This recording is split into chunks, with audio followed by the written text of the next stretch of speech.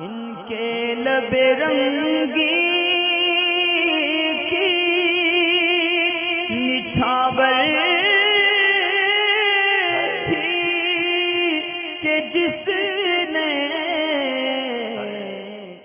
نے یہ چاہتی ہیں کہ جیسے چھوٹی بچیوں کو نماز سکھانے کے طور سے اسلامی بہنیں گھروں میں کرتی یہ ہیں کہ نیت باندھ کر سورہ فاتحہ وغیرہ قرأت وغیرہ بلند آواز سے کرتی ہیں تاکہ برابر میں کھڑی ہوئی بچی اس کو سن سکے، تو ایسی صورت میں اس طرح بچیوں کو نماز سکھانا ہی جائز ہے یا ناجائز ہے؟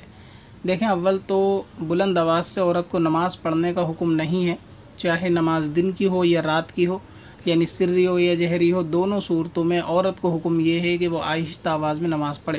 اور آہستہ سے مراد یہ ہوتا ہے کہ جس طرح کانا پھوسی کرتے ہیں، خود کے کان میں اپنی آواز جانی چاہیے، ہلکی ہلکی آواز،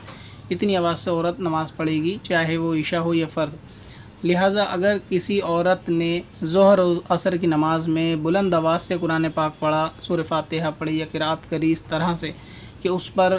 اس صورت میں یعنی ظہر میں اور عصر میں آہستہ پڑھنا واجب تھا، تو ایسی صورت میں اس نے ترک واجب کیا۔ تو یہ اسلامی بہن اکثر دیکھا یہ جاتا ہے کہ جمعہ کے دن چھوٹی بچیوں کو پاس کھڑا کرتی ہیں نماز کی غرض سے، سکھانے کی غرض سے، اور ان کو جب وہ سورہ فاتحہ بلند آواز سے پڑھتی ہیں تو بچی بھی سن رہی ہوتی ہے، یا ایسی بچی ہوتی ہے جس کو پتہ نہیں ہوتا کہاں پہ کیا پڑھنا ہے لیکن صورت یاد ہوتی ہیں تو اس کو یاد دلانے کے لیے اس طرح سے کام کرتی ہیں، تو یہ صورت بالکل بھی درست نہیں ہے۔ اور جس اسلامی بہن نے ظہر اور عصر بلند آواز سے پڑھی، کیونکہ یہ دونوں نمازیں ایسی ہیں ظہر اور عصر جس کے اندر جو ہے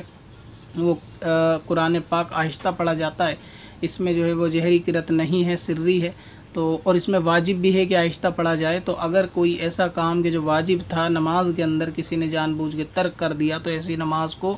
واجب الادا ہوگی، اس کو دہرانا واجب ہوگا۔ تو وہ اسلامی بہنیں جو بچی کو سکھانے کے لیے ظہر اور عصر تیز آواز میں نماز انہوں نے پڑھی ہے، تیز آواز میں قرآن پاک پڑھا ہے، تو یہ ساری نمازوں کا حساب لگا کے ان کو دہرانا واجب ہے، ساتھ میں اس کی توبہ بھی کرنی پڑے گی، کیونکہ ترک واجب کی یہ عادت بنانے کی بنا پر گناہ گار بھی ہوں گی۔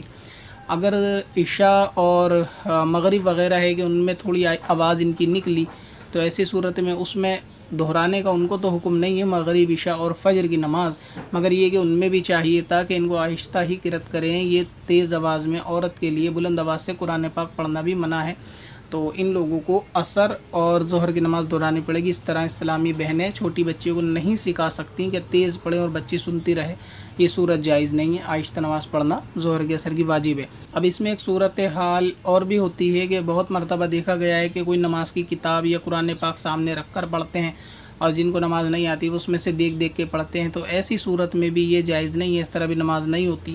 نماز کے اندر قرآن پاک کا دیکھ کر پڑھنا بھی جو ہے نماز کو فاسد کر دیتا ہے، یا کوئی بھی چیز نماز میں دیکھ کر پڑھنا یہ نماز کو توڑ دیتا ہے، تو اس طرح بھی نماز نہیں ہوتی۔ نماز کے علاوہ بچیوں کو نماز سکھانی چاہیے، اور جب ان کی نماز آ جائے یہ دیکھنے کے لیے کہ صحیح آئی یا نہیں، تو ان کی برابر میں عارضی طور سے فرضی طور سے ایک نماز پڑھنی چاہیے، جاننا کہ نماز کا وقت ہو نہ نیت ہو، بس ویسے ہی اس میں رکوع سجدے آپ کریں بلند آواز سے، وہاں پڑھیں گی تو حرج نہیں ہے، تاکہ دیکھ سکیں گے اسلامی بہن سیکھی یا نہیں، ورنہ نماز سے الگ وقت دیں بچی کو سکھانے کے لیے۔ اب کیونکہ مسئلہ ایسا ہوتا ہے کہ گھروں میں الگ وقت تو ٹی وی یا سیریل کے لیے ہوتا ہے، اس میں نماز سکھانے کا وقت ہوتا بھی نہیں ہے، تو یہ کہ اپنی جان چھڑانے کے لیے ظہر میں خود پڑھ رہی ہیں تو بچی کو ساتھ میں کھڑا کر لیا، بس اسی میں سکھا دیا تو سکھا دیا، اس کے بعد تو ہوش بھی نہیں لیتے کہ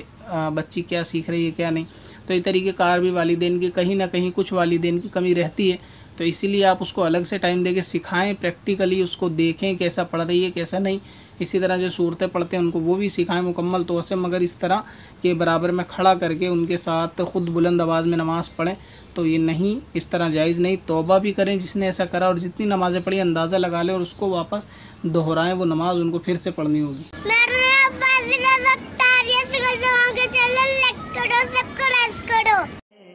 پتھر میں اصل